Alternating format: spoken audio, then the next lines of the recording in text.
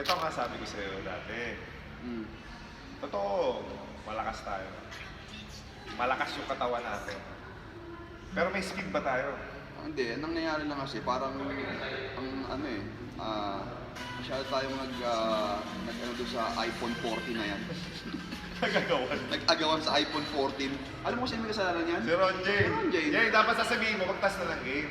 Nakakasira yun ng ano eh. Ayun, Ngayon, nagbuhayahan. Ngayon, Hindi itong- na nakatira ng second half. itong kalaban natin yung nakausap ko si Olegario.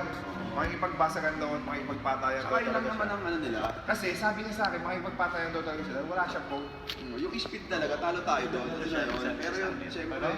Nagsabi si JR sa akin, pero nung Oligario nga nagsabi sa akin na tinapos ako, kagabi, sabi niya, yung phone na hawak niya ngayon, bibigay niya sa kanila niya.